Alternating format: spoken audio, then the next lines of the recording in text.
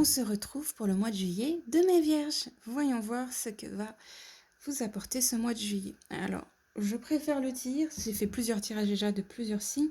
Et c'est un mois un peu compliqué pour la plupart des signes. On va voir si c'est le cas pour vous ou pas. Alors, les conclusions sont à portée de main. Éclipse de pleine lune. Donc, c'est un mois pour vous qui risque d'être, mes vierges, un petit peu à dents de scie. C'est que vous allez avoir des informations pour évoluer dans ce mois. Un coup, d'un coup, vous avez plus du tout d'infos. Un coup de nouveau, un coup plus du tout. Niveau boulot, niveau relation, ça risque d'être bof bof. C'est ça va plus. Ça va plus. Ça va plus.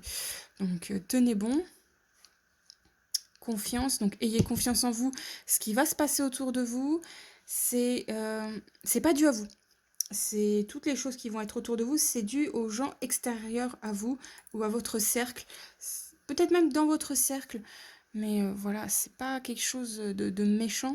Le corbeau, magie, coïncidence, synchronicité. Donc, ayez confiance en votre intuition. Et franchement, c'est un mois où votre intuition va être à rude épreuve et écoutez-vous, parce que vous avez tout pour savoir vous sortir des petites galères qu'il va y avoir dans ce mois de juillet. Si vous avez des grosses galères les autres mois, bah ce mois-ci, c'est les dernières. C'est les derniers trucs bien chelous, vous savez, genre, on va dire que vous avez eu des papiers à faire, et là, il vous en manque un seul petit papier pour que, par exemple, vous ayez le prêt de la baraque. Bah, ça serait ça, vous voyez.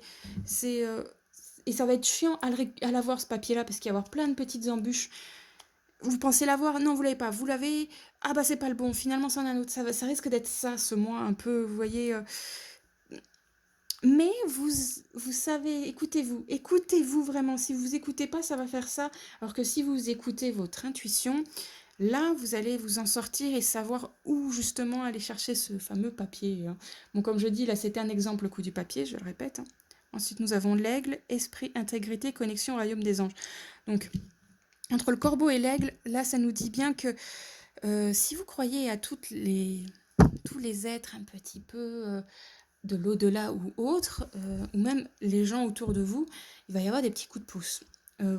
Si vous écoutez votre instinct, que vous foncez au bon moment, vous allez avoir des petits coups de pouce par des gens pour vous aider justement à régler les petites situations un peu chiantes qui restent.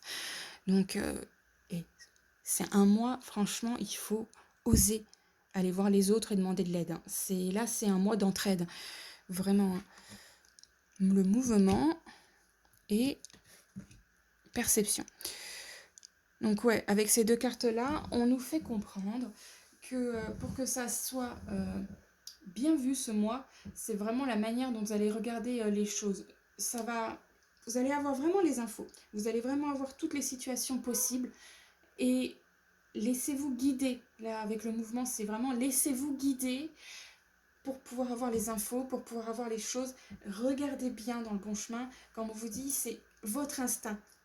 Les aides que vous allez avoir extérieures vont vous aider à avancer dans ce mois un peu compliqué de juillet.